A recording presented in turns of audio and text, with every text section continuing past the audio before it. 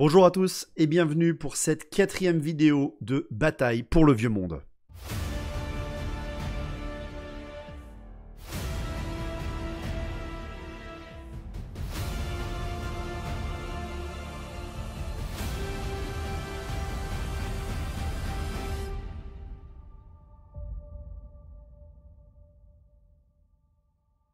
Avant de vous laisser à votre vidéo, vous savez que je tente de faire passer cette chaîne en statut professionnel dans quelques mois, et c'est pour ça que j'ai le plaisir de vous présenter le sponsor officiel de cette vidéo, le nommé Forge 3D. Si vous suivez cette chaîne depuis un bon moment, vous connaissez Forge 3D, et si c'est pas le cas, laissez-moi vous le présenter. Forge 3D, c'est avant tout Guillaume, un passionné comme nous autres, fier de son travail, poli et surtout honnête. Cet imprimeur 3D professionnel basé en Corse vous propose depuis 2019 de vastes gammes de produits de qualité indéniable.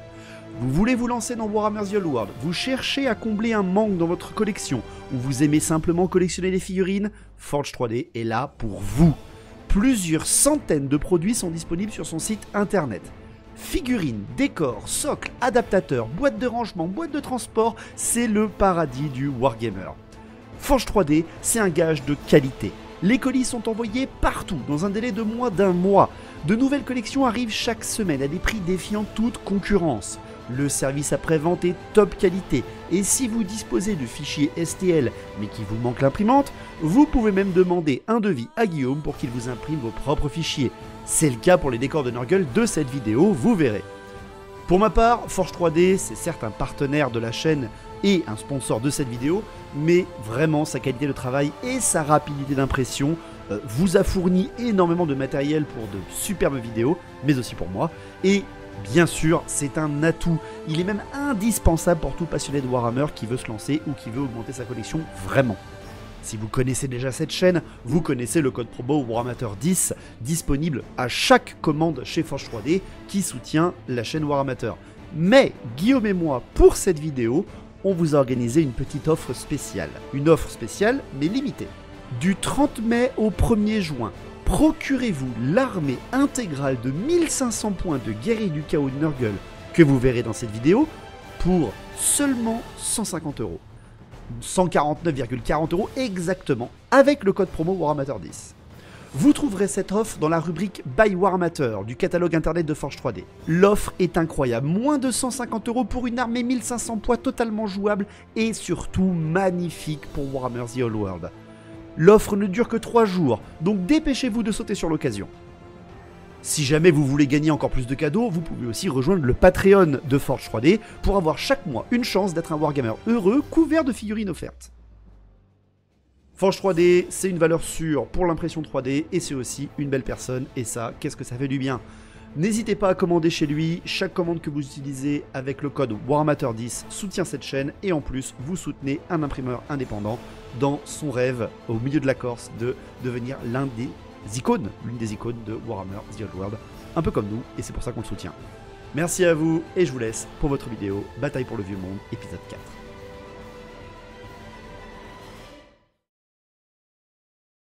Bonjour et bienvenue pour ce 4e épisode de Bataille pour le Vieux Monde Warhammer The Old World. Je vous représente rapidement qu'est-ce que c'est que ces vidéos. Ce sont des rapports de bataille extrêmement tournés sur la narration, beaucoup plus presque comme un JDR ou une aventure qu'une partie à part entière. Vous n'aurez pas tous les jets de dés, vous n'aurez pas les règles, etc. Mais j'ai respecté les demandes de pas mal de monde, c'est-à-dire que je vous ai mis les listes d'armées, le scénario visible, sans avoir à vous dire, ben voilà, on va jouer ça, voilà, ça va être le scénario. Tout ça est sur une trame narrative, il y a presque 20 minutes d'introduction narrative avant la bataille véritable. Et puis vu que c'était quand même une bataille Elfe Sylvain contre Guerrier du Chaos de Nurgle, encore une fois merci beaucoup à Forge 3D pour l'armée de Guerrier du Chaos de Nurgle, mais surtout les Elfes Sylvains, ma première armée de Warhammer Battle. Je pouvais pas passer à côté de ça, donc je vous offre ce 4e épisode de Bataille pour le Vieux Monde. Je rappelle que ces vidéos, eh bien, elles sont dures à faire, longues à faire. Merci à tous ceux qui ont participé au doublage, encore une fois, merci à la communauté d'avoir fait cette aventure avec moi. Profitez bien de ce rapport de bataille et soyez heureux. Bisous et bonne vidéo. Ciao.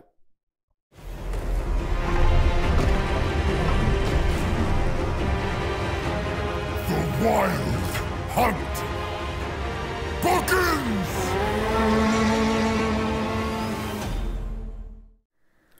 Depuis plusieurs années maintenant, partout dans le vieux monde, les oracles annoncent que la fin des temps approche. Au sud, les légions squelettiques de Settra envahissent les principautés frontalières et des milliers de Bretonniens s'avancent à leur rencontre.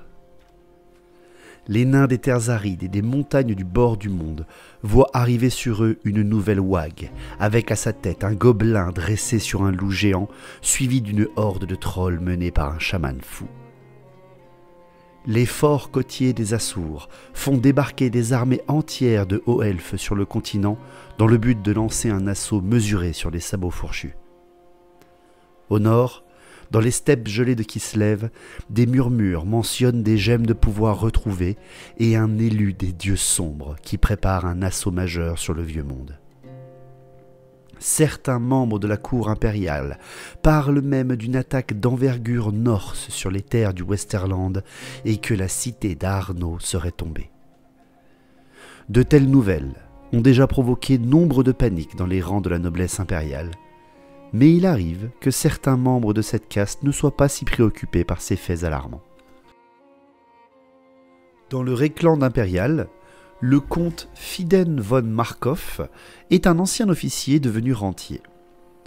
Depuis son domaine privé, il dirige une grande affaire de production de nourriture occupant des arpents entiers du Reikland. Il est connu pour un slogan célèbre dans l'Empire. La guerre, ça creuse. J'offre volontiers toutes les victuailles et rations nécessaires au bien-être d'une armée dans les plus brefs délais. Enfin, si on me paye convenablement, bien sûr. Durant les dernières années, cet homme a fourni des ressources et des privilèges à bon nombre de généraux de chaque côté du conflit politique impérial. On raconte même qu'il aurait donné un tribut à des peaux vertes pour éviter des pillages sur ses terres, mais pas sur celles de ses concurrents. Homme d'affaires puissant, influent et sans pitié, Fiden von Markov est l'exemple même que dans un temps de malheur, certains ne se concentrent au final que sur eux-mêmes. Mais tout changea au printemps 2277. Alors qu'il organisait un banquet en son honneur, où il dégustait avec ses invités des produits provenant de ses cultivateurs salariés, Fiden von Markov reçut une pique de la part d'un de ses invités. L'outrecuidant osait insinuer que son empire commercial s'effondrerait un jour, vu qu'il n'avait toujours pas été marié et n'avait aucune descendance directe. Von Markov répondit alors une phrase qui restera dans les mémoires. Avoir une femme? Mais pourquoi faire? Partager mon empire acquis au prix d'un si dur labeur? Devoir distribuer le travail d'une vie à des enfants ingrats et une couveuse inutile? Non, j'ai encore tellement à faire. Je ne me marierai que lorsque je n'aurai plus aucun espoir d'avenir. Mais le lendemain de ce banquet, Fiden von Markov et bon nombre de ses sympathisants, soldats et chevaliers, tombèrent malades. Certains témoins parlaient de nourriture qui se serait gâtée étrangement en fin du repas. Après des semaines de souffrance, aucun médecin ni aucune prêtresse ne purent faire quoi que ce soit pour sauver le comte. Fiden von Markov passa de longs mois à dépérir, empoisonné par la terre qui l'avait rendu riche et célèbre.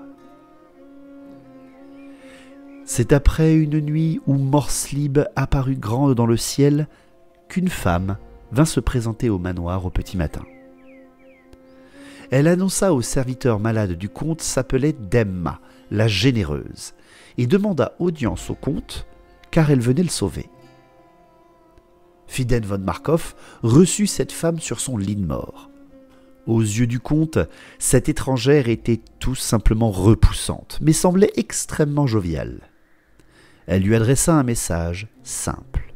« Moi, Demma la généreuse, je viens vous sauver, messire. J'ai à ma connaissance nombre de remèdes et je suis sûr que cette potion pourra vous empêcher la mort. Je ne suis pas une charlatante, attention, je suis la générosité incarnée. » Von Markov, las de ces mois de souffrance, était prêt à accepter n'importe quoi. Même un bon poison pour en finir lui aurait suffi. Il intima donc à Demma de faire son office pour le sauver et tendit la main vers la fiole. « J'ai cependant une condition, monseigneur. Si je vous évite la mort, vous devrez m'épouser. Vous et notre enfant devrez alors me protéger de tout danger pour l'éternité. » Le comte Fidden n'eut même pas la force de lever un sourcil. Il devait être en plein délire à cause de la fièvre. Il ne voulut même pas perdre de temps en négociation. Il accepta et but la potion que lui tendait Demma d'une traite. « Bien, mon cher époux, je vous laisse vous reposer cette nuit. J'ai beaucoup de travail prévu ce soir. J'ai encore tellement de fioles à distribuer à vos hommes. » Le comte sombra alors dans un sommeil profond alors qu'il voyait Demma quitter sa chambre en marmonnant. « Demain sera un nouveau jour. » Les bienfaits de grand-père Nurgle sont bien souvent un cadeau empoisonné. C'est durant cette nuit terrible que le comte Fidden von Markov, ses hommes, ses chevaliers et même jusqu'à ses chiens limiers finirent damnés, tous touchés par les dons du dieu de la pestilence. Demma la généreuse, ancienne prêtresse de Chalia, avait enfin réussi son office. Trouver un mari protecteur, des hommes fidèles, des chiens loyaux et un domaine suffisamment grand pour y accueillir une partie du jardin de grand-père. Il ne lui manquait plus que l'ultime promesse de son Dieu, un enfant 3 fois béni. Elle entreprit alors un rituel. Elle le savait, il serait long, fastidieux et dangereux. La terre de son mari en serait corrompue, magnifiquement. Des serviteurs démoniaques de grand-père risqueraient même d'attirer l'attention. Mais qu'importait tout cela. Elle recevrait son enfant des mains de grand-père Nurgle lui-même, et ainsi, sa nouvelle famille et ses soldats pourraient arpenter le monde dans la joie et les bienfaits du dieu de la pestilence.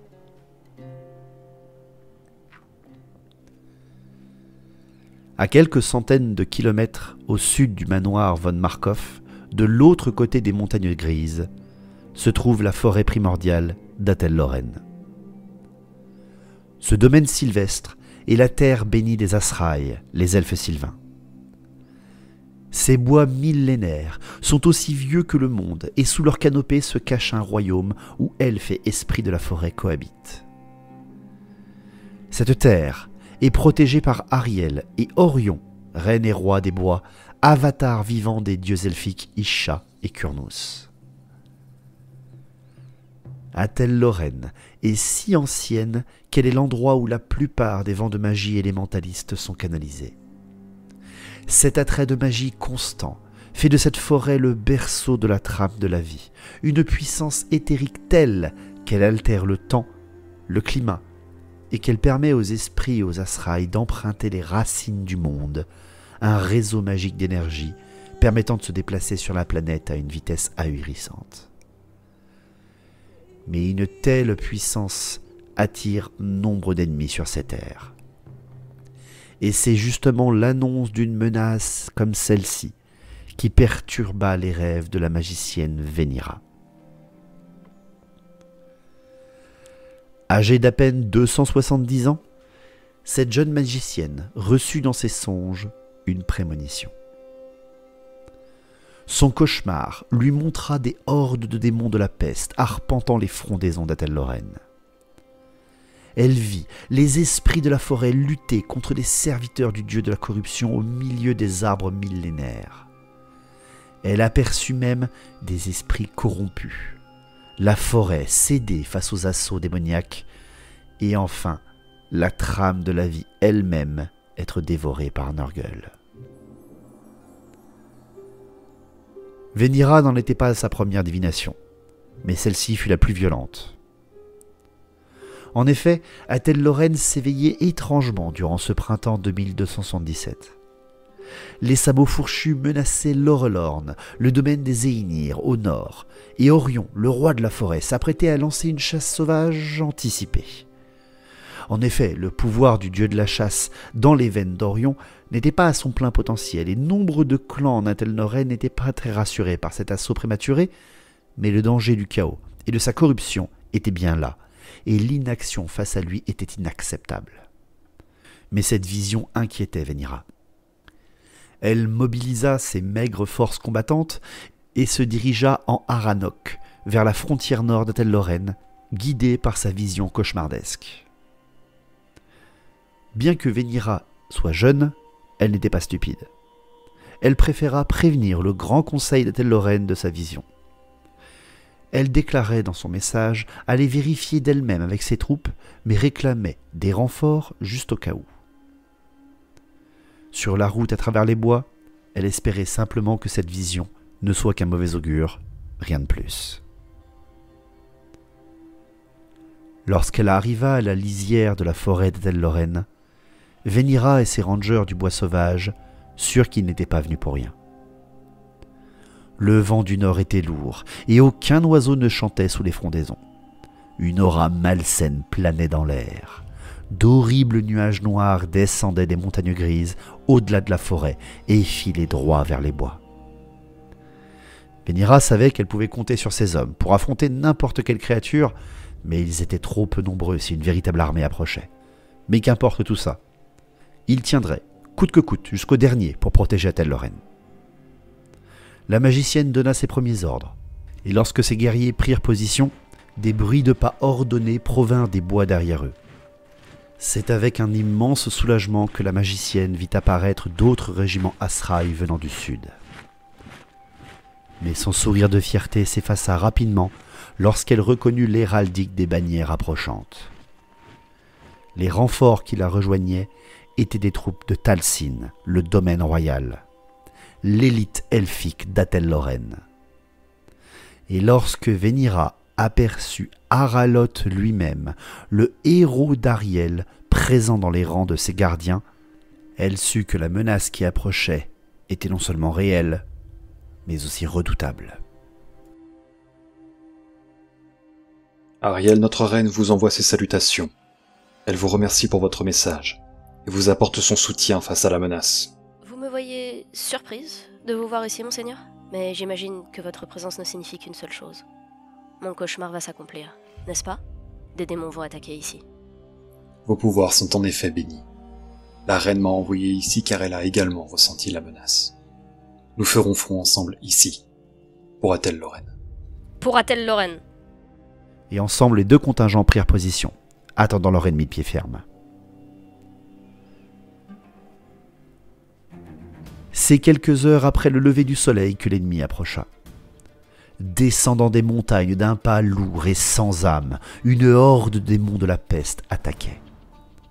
Des nuages de mouches corruptrices volaient au-dessus des créatures, une odeur viciée contaminait l'air et des murmures étranges étaient lâchés par les cohortes de démons. Cette armée de monstres avançait droit devant, non pas comme un conquérant, mais plutôt comme un animal affamé, attiré par une odeur de chair fraîche. L'assaut fut brutal, sans aucune pitié des deux côtés. Inlassablement, les démons de Nurgle avancèrent droit sur les lignes elfiques. Les premières volées de flèches enchantées détruisirent les démons les plus entreprenants, mais rien ne sembla stopper l'avancée des créatures. Il semblait clair aux yeux d'Araloth et de Venira que les démons ne cherchaient qu'une chose, entrer dans Atel-Lorraine. Les rangers du bois sauvage de Venira firent honneur à leur réputation durant cette bataille. Chargeant sans peur des hordes de démons bien plus nombreuses pour les ralentir, encaissant de rudes assauts, les elfes de Venira respectèrent leur serment envers Atel-Lorraine. Araloth et ses gardiens de Talsin furent également à la hauteur de leur réputation.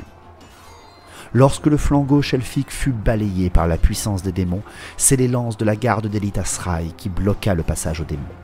Les pointes forgées perforèrent nombre de carcasses boursouflées démoniaques. Le seigneur de Talsin lui-même transperça de sa lance de chasse le corps gangréné de 2 champions démoniaques durant cette bataille. Venira libérera le pouvoir de sa magie sauvage et nombre de démons furent fauchés par sa magie à distance ou au corps à corps. Après de longues minutes d'un combat acharné, l'host démoniaque fut banni sans qu'aucun démon n'ait pu passer la lisière de la forêt. Mais la moitié des elfes étaient morts pour cette victoire. Araloth et Venira avait bien vite compris que cet assaut n'était pas un plan d'invasion véritable. Les démons étaient venus ici, attirés par le pouvoir de la forêt, d'où leur volonté d'avancer simplement vers leur ligne de défense. Mais cela faisait bien longtemps qu'une telle horde de démons n'avait pas traversé la réalité et menaçait la trame. Quelque chose avait dû se passer non loin pour qu'une telle manifestation démoniaque ait lieu. Venira entreprit alors d'entrer en connexion avec la trame et la forêt elle-même pour que sa reine et l'esprit même des bois lui indiquent d'où pouvait bien provenir un tel mal. Aralot, quant à lui, n'allait pas laisser cet assaut impuni. Une fois que Venira connaîtrait l'emplacement de la corruption, il enverrait un message à l'ennemi. Et il connaissait quelqu'un pour une telle quête.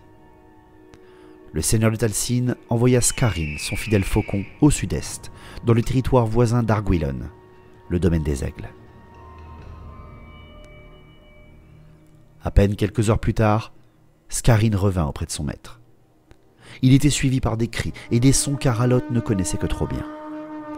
Des sabots frappaient le sol à pleine vitesse, des cris à la gloire de Loec résonnaient, et le son caractéristique d'ailes qui volaient au vent approchait. Et c'est quand l'hoste de la chasse apparut que Venira rouvrit les yeux. Aralot se tourna vers elle. La magicienne était blême. Elle semblait avoir vu pire que son cauchemar. Elle croisa le regard du seigneur de Talcine et ne put dire que quelques mots. La chasse, elle doit se rendre dans le Reikland. Il faut abattre cette sorcière.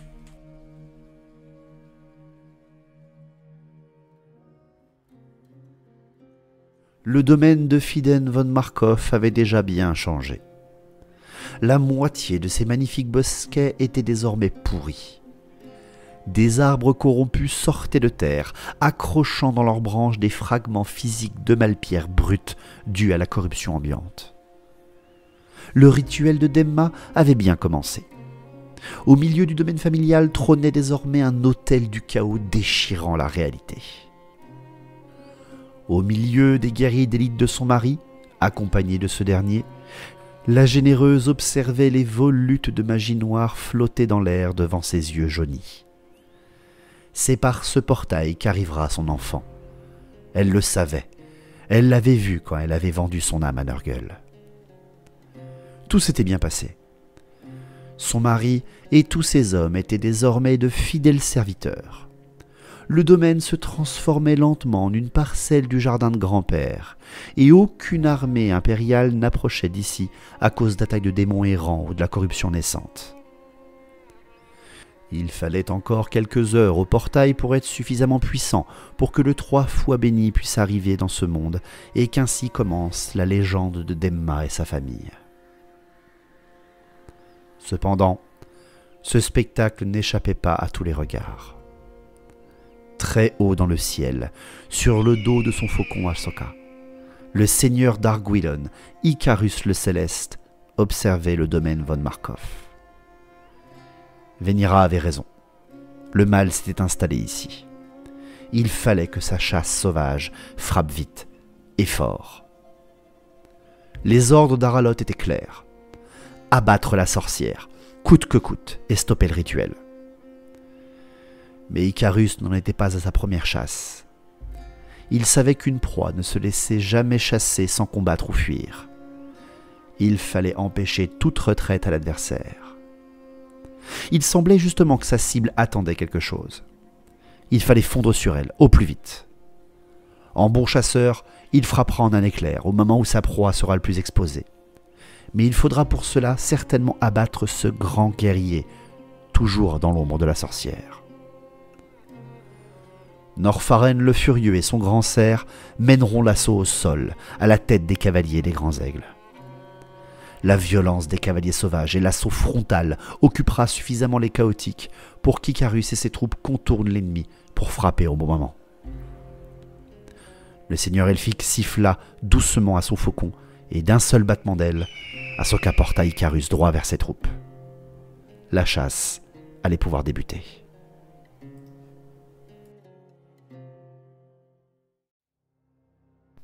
Bientôt, il sera bientôt là. Demma se tourna vers son cher et tendrement boursouflé mari. Le comte Fiden tourna lentement sa tête vers la sorcière de Nurgle et grogna de plaisir à travers son casque. L'ancien officier était désormais un champion du dieu de la peste, et il lui devrait obéissance et protection. La sorcière commençait à danser légèrement sous ses yeux.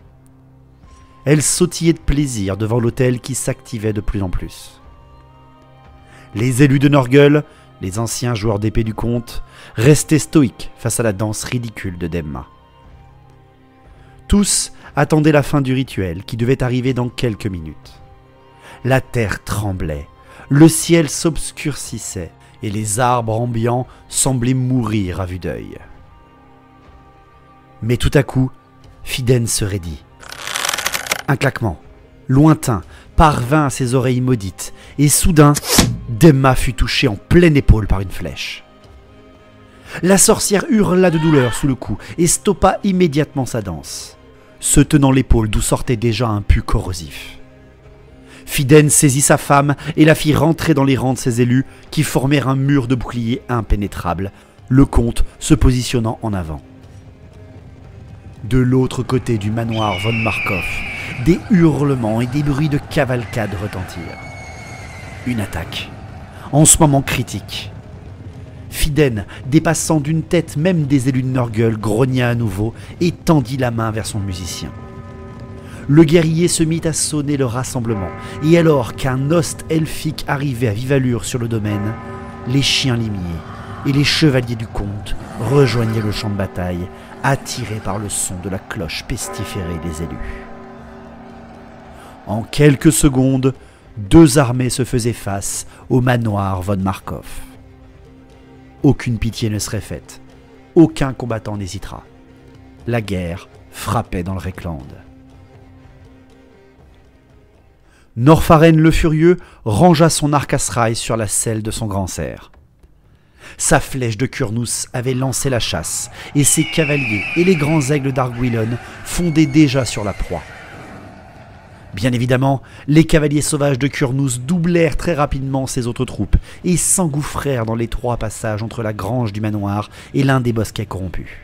La surprise était totale, et pourtant les chaotiques étaient déjà en position et manœuvraient promptement. Demma tendit la main devant elle, et la bénédiction de Nurgle toucha ses guerriers. Les chiens du comte contournèrent rapidement le terrain pour venir se positionner sur les flancs, attirés par la chair elfique. Fiden tendit sa main lourde en direction des cavaliers sauvages, et les chevaliers du comte se positionnèrent pour faire face à la menace sur les deux flancs. Les Asraï fondaient droit sur eux. Il fallait les ralentir le plus possible et laisser Demma terminer son rituel en paix.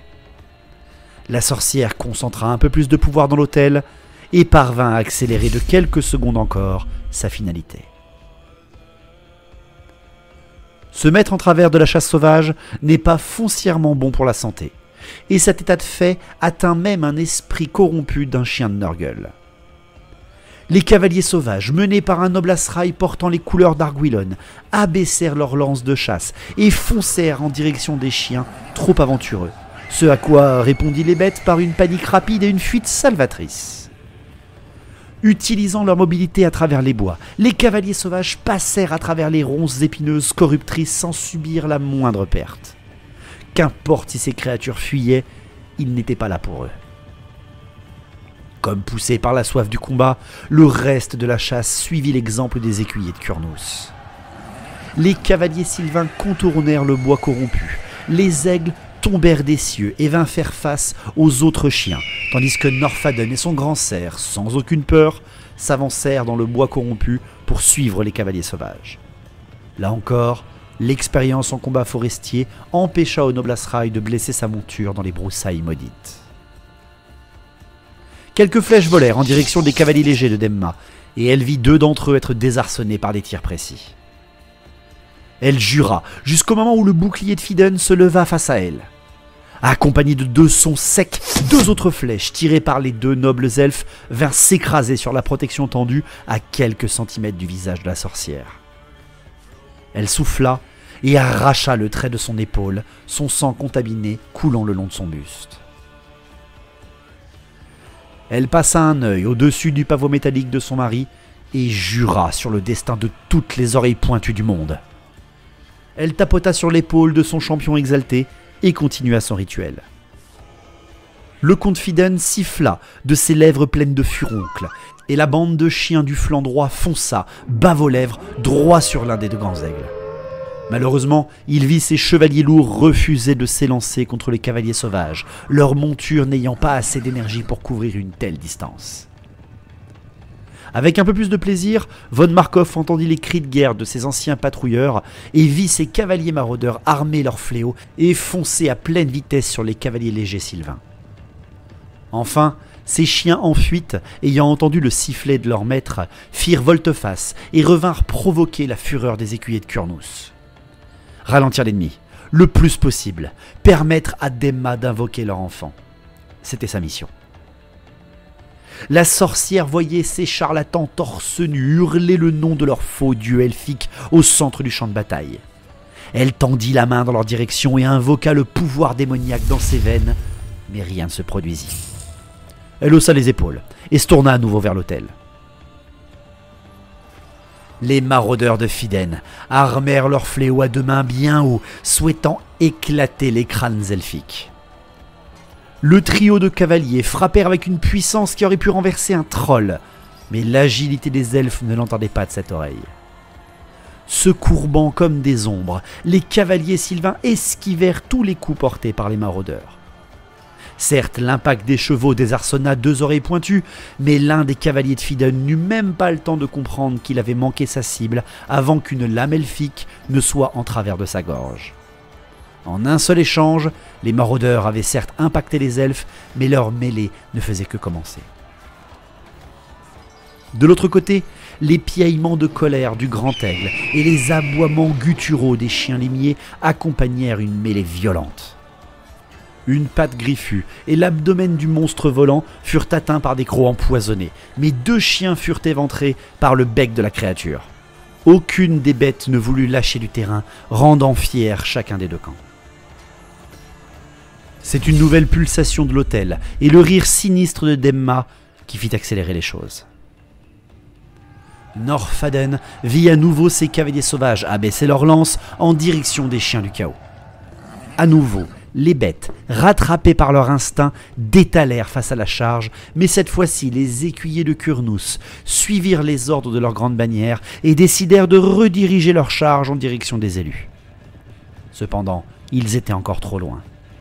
Hurlant leur frustration de voir leur proie trop éloignée, les cavaliers sauvages virent cependant le second grand aigle rejoindre le combat de son compatriote et entrer violemment en contact avec les chiens corrompus. Le noble Norfaden sortit donc des bois et vint se positionner sur la ligne de ses cavaliers sauvages. La prochaine charge sera la bonne. Demma voyait les cavaliers elfes faire face au chevalier de Nurgle de son mari et à sa ligne d'élus. Elle savait que rien ne pouvait égaler le pouvoir de Nurgle, mais elle n'était pas totalement rassurée. Et comme si son instinct avait raison, des cris de guerre étranges et un tambour qui frappait à un rythme spécifique parvinrent de derrière sa position. Une dizaine d'elfes, arborant des crêtes impressionnantes, tatoués des pieds à la tête et dansant d'une manière gracile, arrivèrent des ombres des bosquets. Elle roula les yeux dans ses orbites et souffla de son haleine puante. C'est dans une démonstration de puissance dans la chaîne alimentaire que les deux aigles pulvérisèrent le groupe de chiens du comte sur le flanc gauche des elfes. Portés par leur victoire, les bêtes s'envolèrent de nouveau et contournèrent le bloc de chevaliers lourds qui les menaçait. De l'autre côté, les cavaliers sylvains, faisant danser leurs lames, égorgèrent un nouveau cavalier maraudeur sans subir aucune perte. Les deux derniers combattants échangèrent un regard et prirent la fuite. Les elfes épéronnèrent leur monture et réussirent à les rattraper et à les massacrer, comme le veut la chasse sauvage. C'en était trop. Demma pesta et fit un dernier signe à Fiden. À nouveau le champion siffla et ses chiens limiers en fuite tournèrent leur gueule gangrénée vers lui. Il fit un signe de tête vers les danseurs de guerre et les chiens s'approchèrent de ces elfes étranges sans pour autant être rassurés.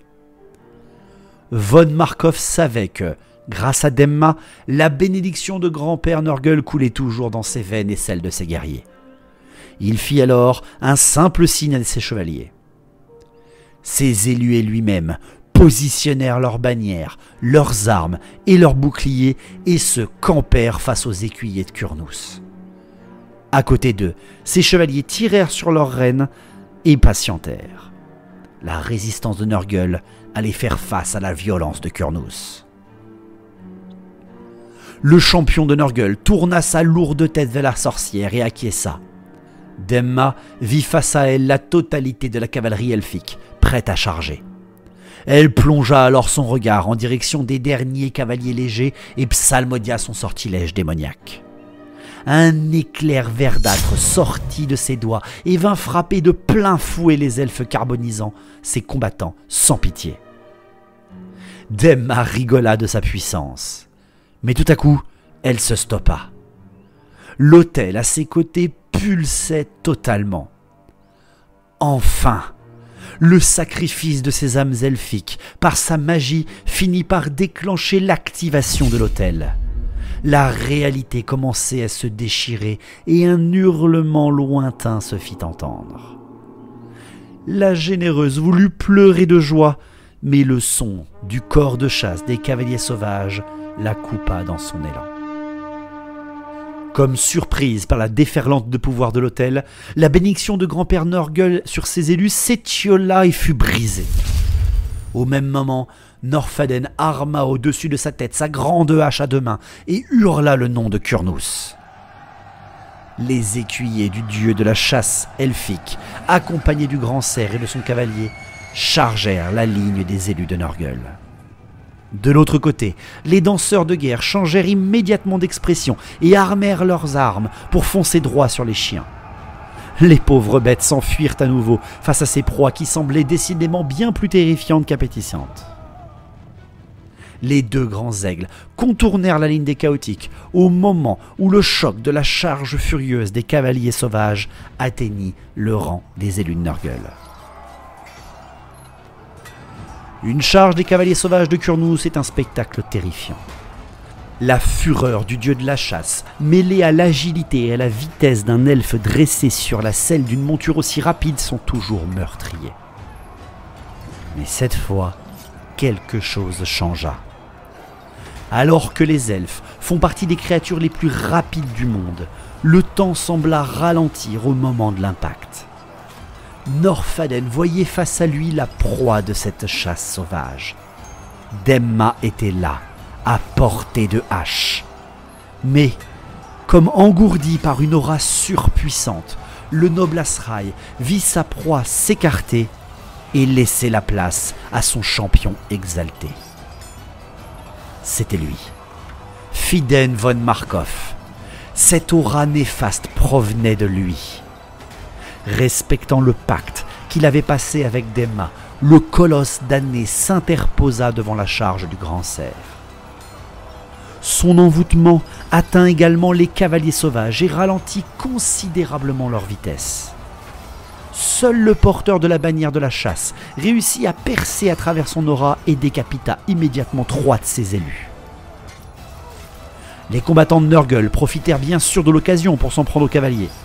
Un écuyer de Kurnous fut abattu, mais 2 autres échappèrent à la mort quand leurs tatouages talismaniques se mirent à briller et que le coup de hache qui les menaçait dévia au dernier moment. Demma elle-même tenta bien de frapper un des cavaliers, mais elle manqua son coup. Norfaden savait que la sorcière serait protégée, mais pas par une magie aussi puissante. Tout provenait de son serviteur énorme. Le noble elfe sylvain vit la lame maudite de son adversaire foncer droit vers son cœur. Il l'esquiva partiellement, le métal poisseux perforant son épaule. Cependant, il ne perdit pas son élan. Sa hache lourde fila droit vers le cou de Fiden von Markov. Et en un son sec, elle se figea dans son armure, la magie démoniaque l'animant, bloquant le coup surpuissant de l'elfe. Son grand cerf brama de fureur et frappa également le champion, mais l'intégralité de ses coups furent encaissés par la lourde armure du comte. Heureusement pour les elfes, les lances de chasse parvinrent quand même à frapper. 5 élus de Nurgle furent tués par la rage elfique. Norfaden voyait ses cavaliers percer la ligne de bouclier des élus en faisant de gros dégâts, mais son duel était un échec. Ce champion du chaos était d'une puissance incroyable. Le comte Fiden réarma son arme et son bouclier, et lui et ses hommes reculèrent obstinément, en bon ordre, face à la charge de la chasse sauvage. Norfaden vit ses cavaliers continuer dans leur élan, et alors que lui aussi suivait les chaotiques, il jeta un coup d'œil sur leur flanc gauche. Les chevaliers de Nurgle étaient désormais prêts à les déborder. La ligne du dieu de la pestilence avait tenu bon, perdant certes un tiers de ses effectifs, mais les elfes étaient désormais emportés par leur vitesse.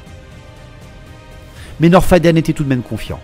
Ses cavaliers chargeaient de nouveau de toute leur puissance, mais l'envoûtement de Fiden et les chevaliers de Nurgle sur leur flanc, les chances étaient minces. Mais le noble Asraï n'était pas au bout de ses peines. Alors qu'il réimpactait avec ses hommes les élus, l'autel derrière eux s'anima. Sortant des enfers, le 3 fois béni perça la réalité. Le rituel de Demma était enfin achevé. Son enfant était enfin sur terre. La bête immense ouvrit la gueule et une trompe gangrénée terminée par une bouche garnie de crocs en sortit. Son œil unique chercha son premier repas et face à lui se trouvaient de sveltes créatures montées sur des chevaux appétissants. Derrière lui, le portail se figea et redevint inerte. Demma voyait son enfant 3 fois béni humer l'air physique avec délectation. Enfin, elle avait accompli son office. Nurgle lui avait tout donné. Un mari, un enfant et du pouvoir. Elle était une véritable privilégiée. Emplie d'une joie sans nom, elle ouvrit grand les bras et la bénédiction de Nurgle toucha de nouveau ses élus et son mari. Les elfes allaient tous périr ici. Les chevaliers de Nurgle abaissèrent leurs lances de joute et rejoignirent la mêlée en braillant le nom de Demma. Et c'est accompagné d'un sol qui tremblait que le 3 fois béni se jeta lui aussi à l'arrière des lignes elfiques pour venir jouer avec ses nouveaux amis. Ce fut un carnage sans nom.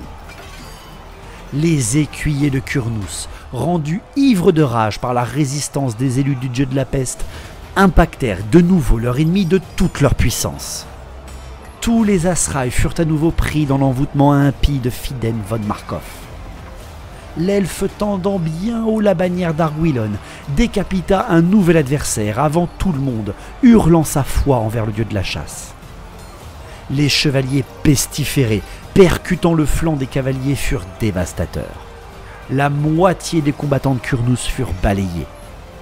Étrangement, le 3 fois béni ne fit qu'avancer pataudement dans les lignes, ne percutant aucun elfe, préférant humer l'air ambiant et tourner la tête de droite à gauche comme s'il cherchait quelque chose. Fiden von Markov riait sous son casque lourd. Son aura enchanteresse avait mis à mal la rapidité elfique et son adversaire enrageait grâce à ce don.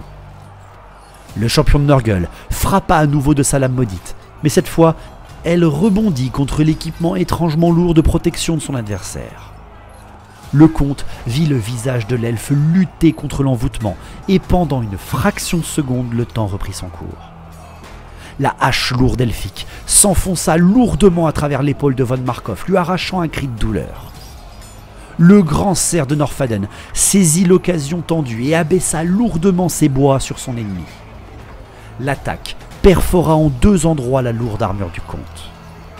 La bête brama de colère et dégagea ses cornes de Fiden, le champion du chaos retombant lourdement sur ses pieds, abaissant un genou. L'elfe voulut crier de victoire, mais les blessures infligées par sa monture se résorbaient déjà. Malgré cela, von Markov était au seuil de la mort. Encore un coup et il serait vainqueur. Le reste des cavaliers sauvages abattirent 3 élus de plus, toujours ralentis par Fiden. La mêlée n'était désormais plus qu'un carnage sans nom, sans peur, sans fin. Aucun des deux camps ne voulut lâcher prise, et tous restèrent sur place dans une danse macabre sanglante. Voyant son bien-aimé ayant posé un genou à terre, Demma perdit sa concentration durant 1 minute, et la présence elfique ambiante dissipa sa bénédiction de Nurgle. Au-delà de la mêlée, les 2 grands aigles fondirent sur le dos des chevaliers lourds, souhaitant venir en aide aux écuyers de Kurnous et à Norfaden. Enfin, alors que les chiens qu'ils avaient mis en fuite les rattrapaient déjà, les danseurs de guerre rebroussèrent chemin et s'approchèrent de la mêlée générale. Les lames de Loec n'allaient pas être de trop dans ce carnage, mais encore fallait-il arriver à temps. Norfaden ne préféra pas regarder autour de lui pour voir si les renforts arrivaient. Il avait un autre rôle. Il le connaissait que trop bien. La chasse avait désigné Demma la sorcière comme proie, mais personne ne pourrait l'atteindre tant que ce champion exalté était encore debout.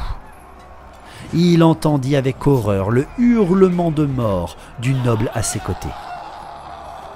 C'est le 3 fois béni qui était en train d'avaler le porteur de la bannière d'Arwillon dans un son guttural immonde.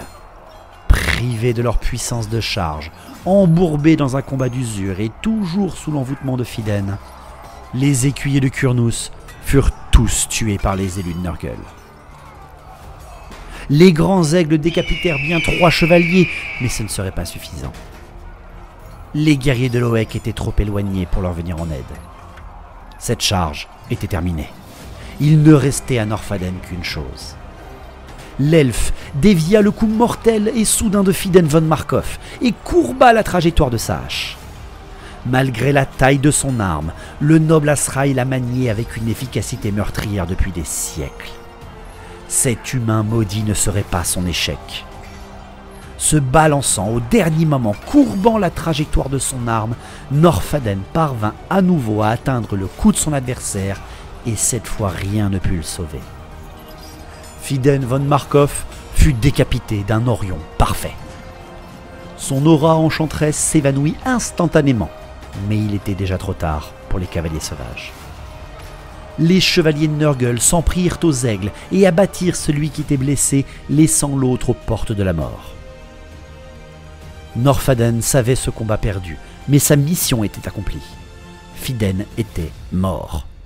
Le dernier grand aigle ouvrit grand les ailes et fit demi-tour, poursuivi par le reste des chevaliers de Nurgle.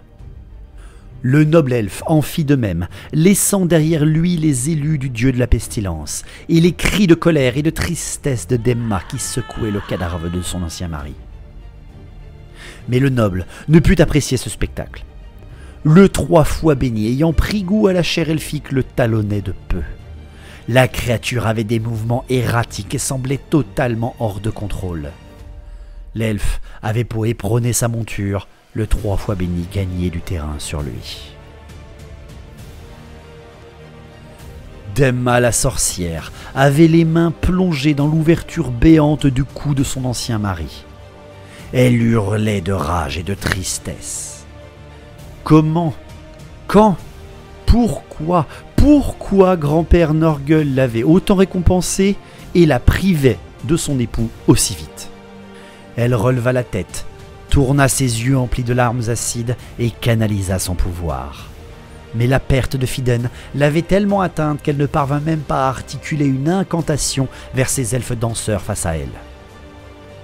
Elle préféra siffler les chiens de son mari et envoya ses bêtes percuter l'arrière du régiment des danseurs.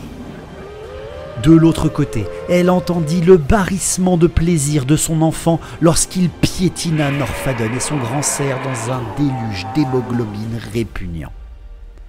Enfin, elle tourna la tête derrière et vit ses chevaliers lourds poursuivre bien loin ce poulet volant géant.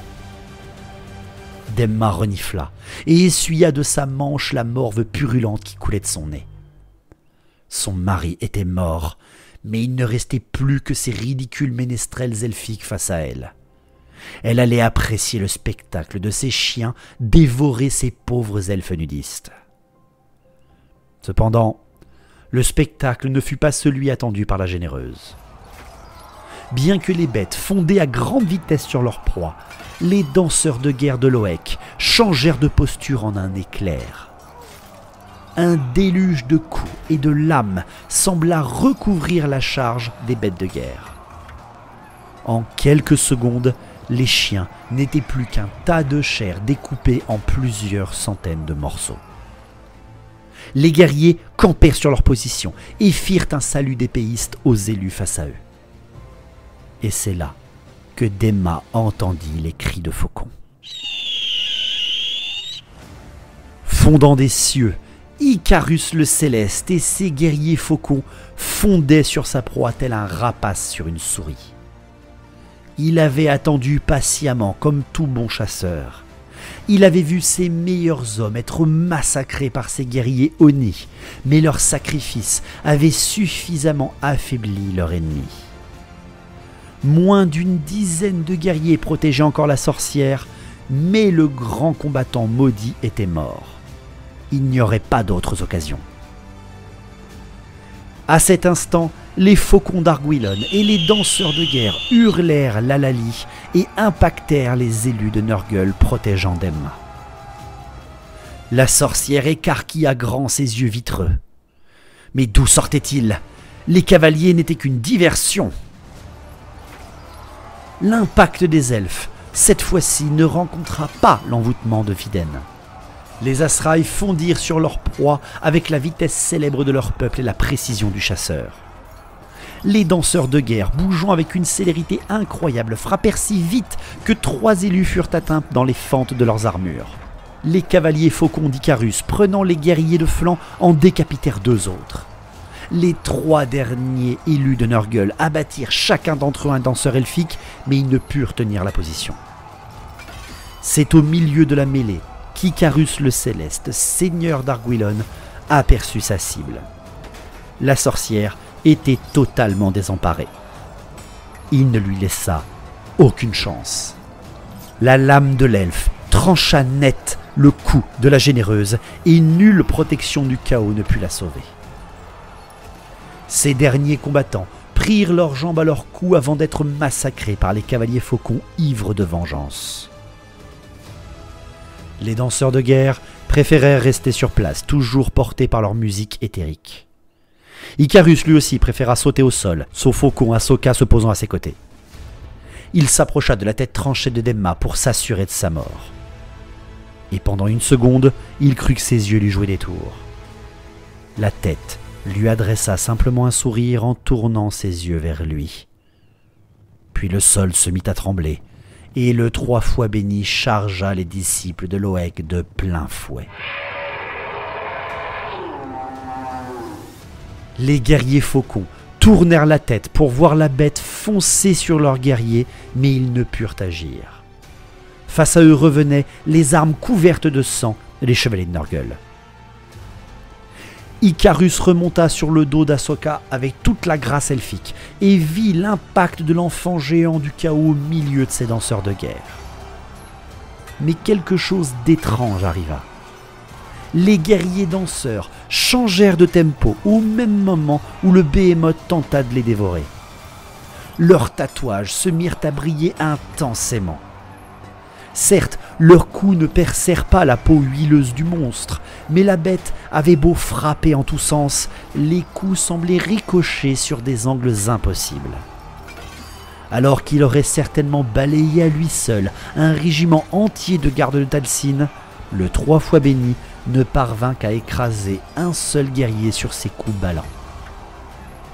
La bête, voyant de son seul œil ses guerriers s'agiter en tous sens, il stoppa sa charge et fit même 2 pas en arrière, surpris par l'incroyable résistance de ses amuse-bouches.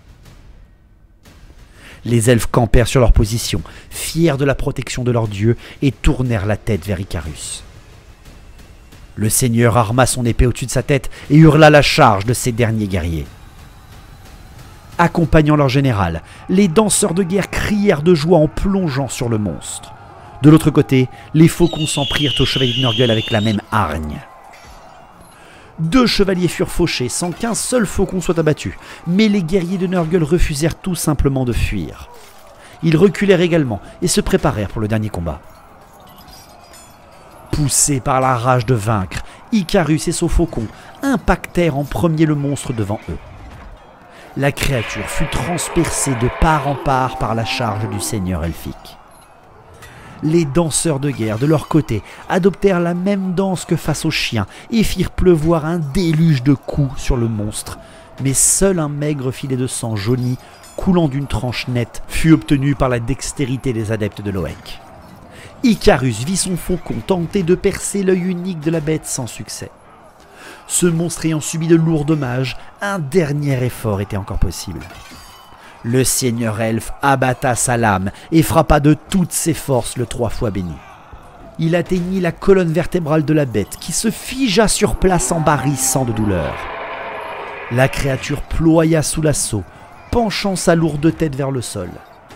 Le seigneur elfique retira sa lame, fier d'avoir abattu ce démon. Il n'eut qu'un centième de seconde pour réagir. Comme poussé par un spasme, Icarus vit la bête frapper de sa tête monstrueuse droit devant elle. Le faucon esquiva l'attaque, mais 3 danseurs de guerre ne purent être assez agiles. Le seigneur n'en croyait pas ses yeux. Ahsoka avait pris un peu de distance, et Icarus vit que la bête se régénérait. Certes, elle était aux portes de la mort, mais l'énergie de Nurgle lui permettait encore de tenir debout. Icarus vit avec horreur ces derniers danseurs de guerre être écrasés sous les pattes du 3 fois béni, la protection de Loec les ignorant cette fois-là.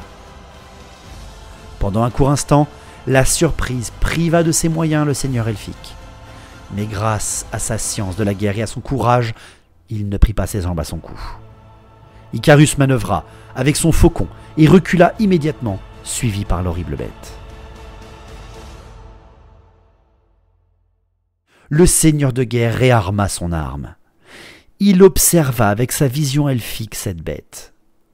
Elle était grotesque mais puissante et extrêmement résistante. Mais il avait déjà abattu pire.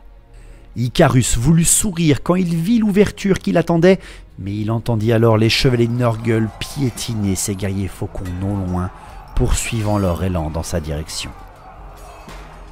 Ces guerriers n'avaient finalement pas fait le poids face à la pourrissante résistance des chevaliers de Nurgle. Et alors que la tête monstrueuse du 3 fois béni s'abattit sur Icarus, le seigneur elfe hurla.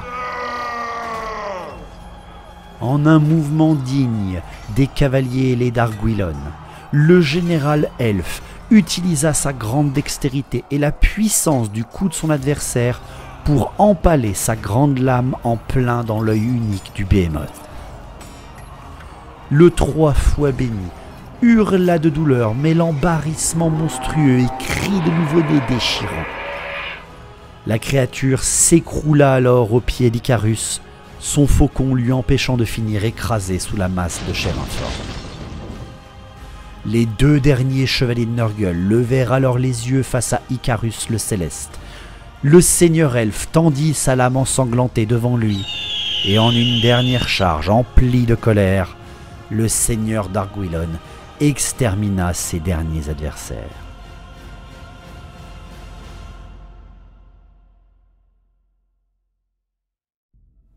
Retirant son casque à bois de cerf, Icarus s'appuya momentanément au corps musclé de son faucon. Il planta la lame dans le sol de ces lieux et observa le domaine von Markov. L'endroit était à moitié corrompu. L'autel du chaos, érigé par les chaotiques, était maintenant heureusement inerte. Les bosquets alentour mettraient sûrement des années à se remettre d'une telle incursion démoniaque. Il avait réussi sa chasse, mais à quel prix? Il était seul, au milieu d'un charnier. Lui, seigneur d'Argwylon, avait perdu toutes ses troupes, mais sa mission était accomplie. Pendant un instant, l'elfe Sylvain observa hagard cette portion du territoire des humains. Il se mit alors à penser. Combien de temps allons-nous encore faire le ménage derrière ces primates? Mais rapidement il reprit son calme. Il fallait prévenir Aralot et la reine. Si le grand ennemi avait permis une telle démonstration de puissance en plein Reikland, c'est que le pouvoir du Nord s'était bel et bien réveillé. De grandes choses vont arriver, de terribles choses. Icarus regarda alors son faucon, et en un bond il remonta sur lui. Il prit rapidement de l'altitude. Il regarda une dernière fois le sol impérial, et au loin, il aperçut un groupe armé du Reckland approcher du domaine von Markov. L'elfe Sylvain souffla, murmura simplement « Maudits humains, toujours en retard !» et s'envola droit vers le sud, vers Atel-Lorraine.